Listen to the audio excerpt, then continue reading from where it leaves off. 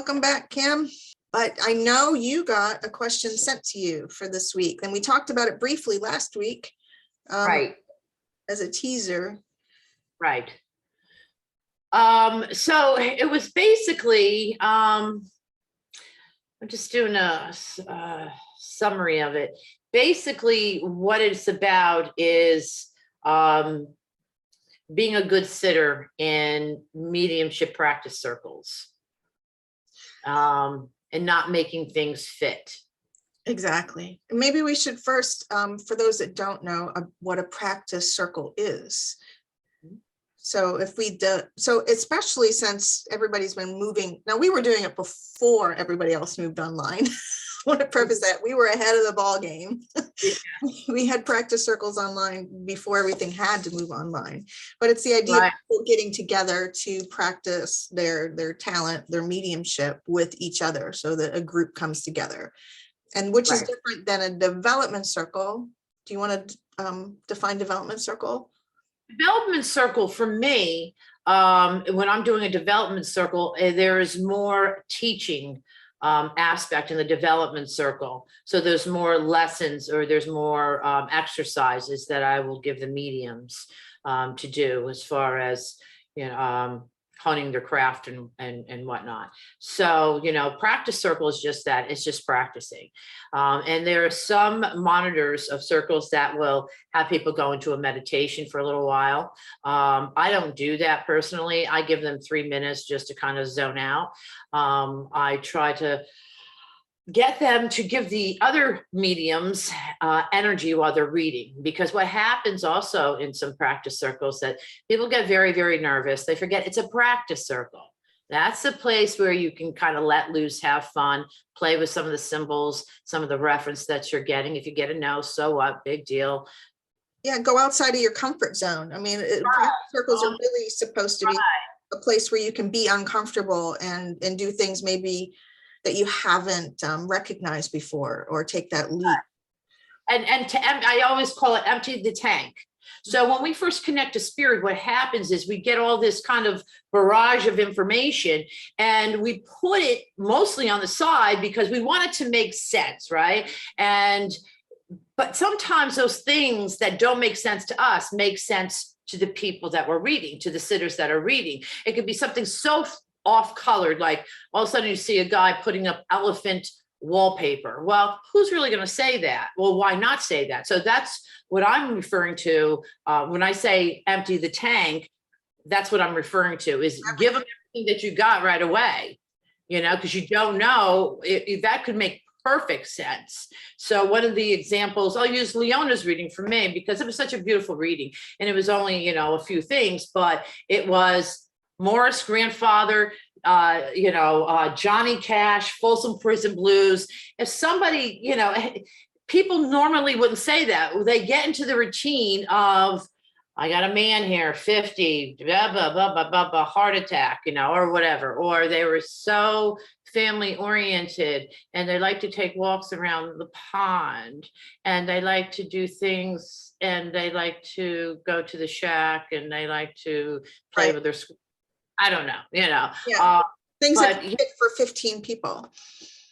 Exactly. So, I mean, if you're bringing up these odd things, chances are you're only going to hit one person, and that's the person that's meant to be hit with that information. So why not go for it? And if you don't, so what? Exactly. And I liked your point early about the energy, because when we do hit the practice circles, energy is going to be different in each one of them. And part of being a good sitter, if we're using that topic, is to be present in the circle. So when we're on the Zoom or the online, it's so easy to,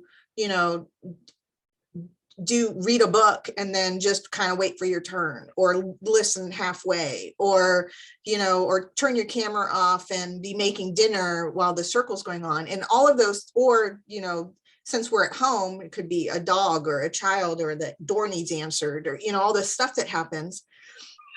And you're not present. And when you're not present, the energy that's available for practice diminishes, because one of the reasons you come together as a group is to have that energy base for each other so that you can really explore what's possible.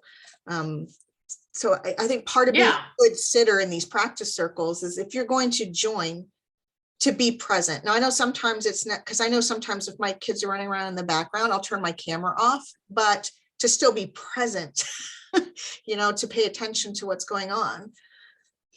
Exactly. I mean, sometimes the doorbell rings, sometimes I get a phone call or whatever. So, I mean, that's just the way it is. And sometimes you have to answer. It could be an appointment, could be.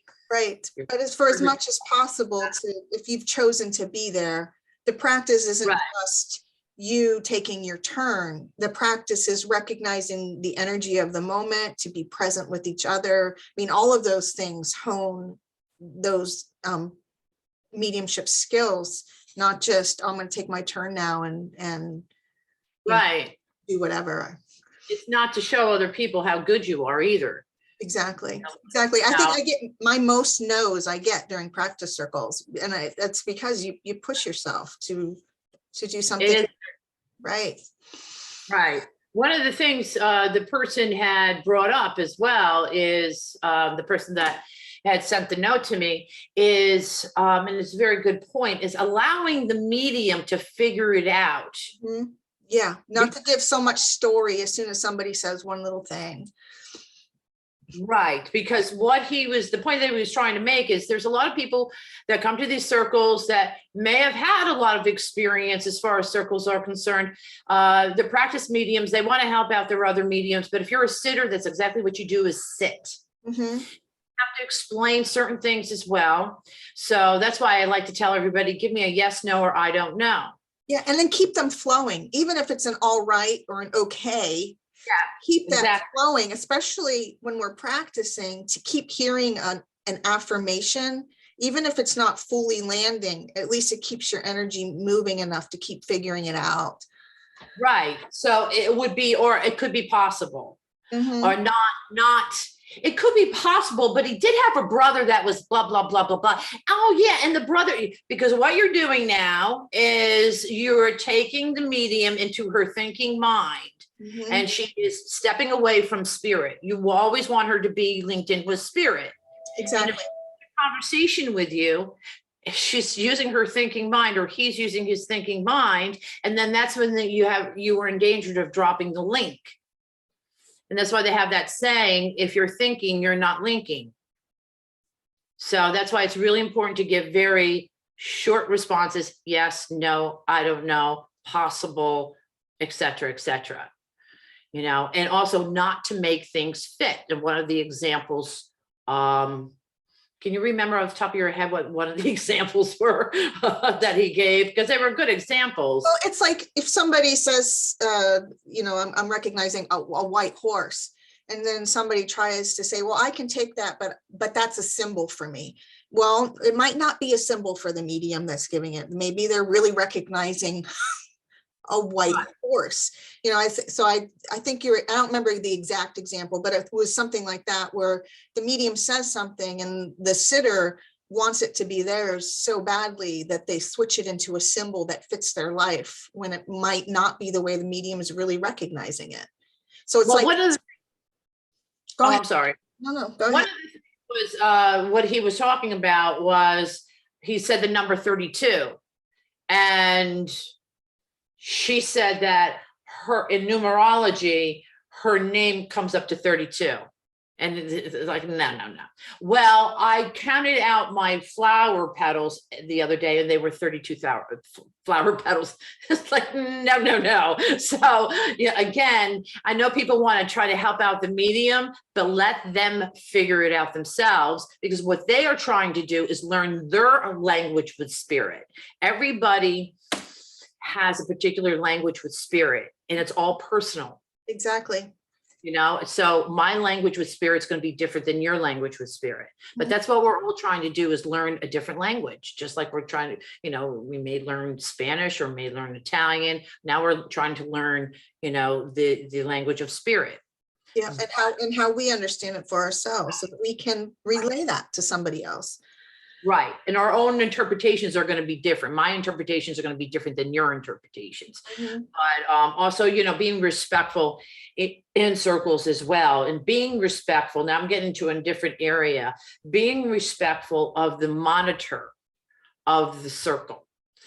Because this happened a while ago, but I know, okay, so I'll just bring it up. There was somebody in our group that was monitoring a circle, and there was a person that was very upset because that person was timing, Okay. given 6 or 7 minutes. The reason why the person has to time it is because if they let everybody go, well, they would be there for 3 or 4 or 5 hours. And everybody has schedules. They have a family.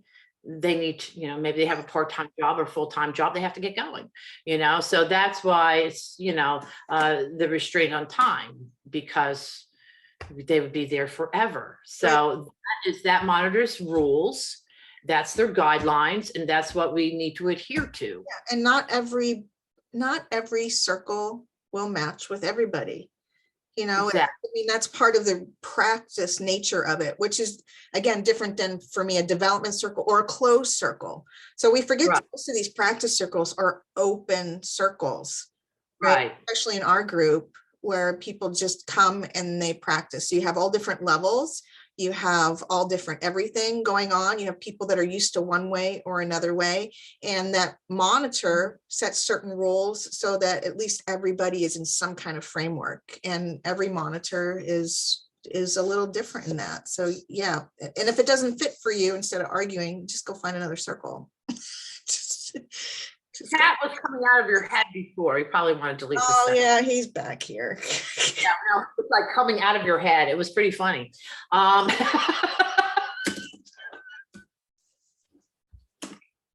Sorry, you have to delete. Yeah, so there's that. There's a lot that we could talk about with circles. We probably want to continue this and maybe next week as well.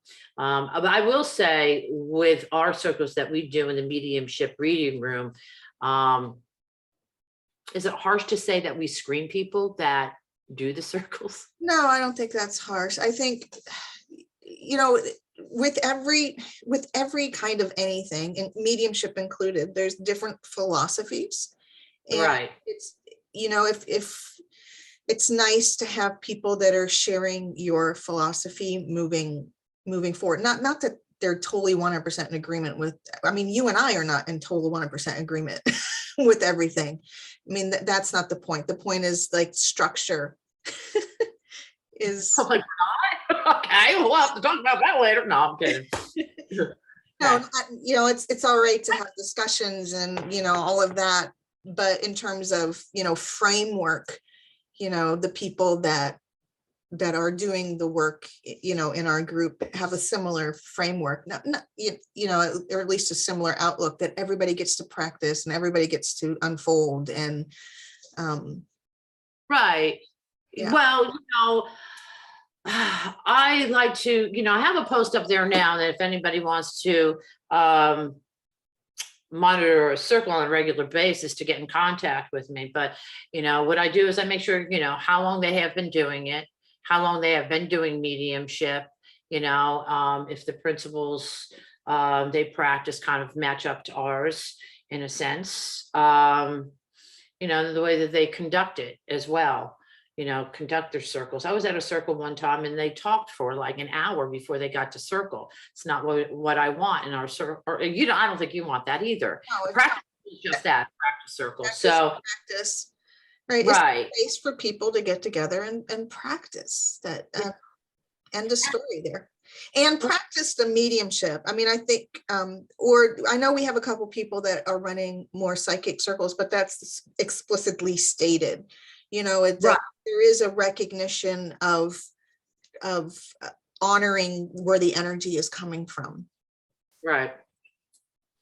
Well, here in the mediumship reading room, our names are attached to it. So, I'm not going to just pull anybody in and say, yeah, you can run a practice circle and have no idea how they're running their practice circle. No idea what they're passing off as mediumship. I'm not going to do it. You know, some people feel comfortable letting people post whatever they want, then that's fine. But we just don't do that here. This is true.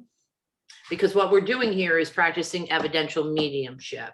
So we have to make sure that that is being practiced in the circles. This is true. This is true. Anything Okay. else you want to say about being a good sitter?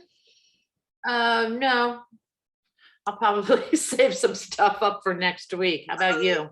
All right. No, I think we covered a lot of it. It's just basically, you know, it's being respectful to each other and letting each other actually really practice.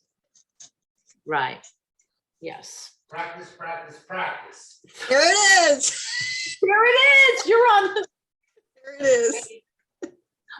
All right. Don't delete that. Oh, I'll see that there. All right, Kim. So if you have any queries or anything, topic you'd like Kim and I to discuss, please send them in or leave a comment with your question, and we will be back next week.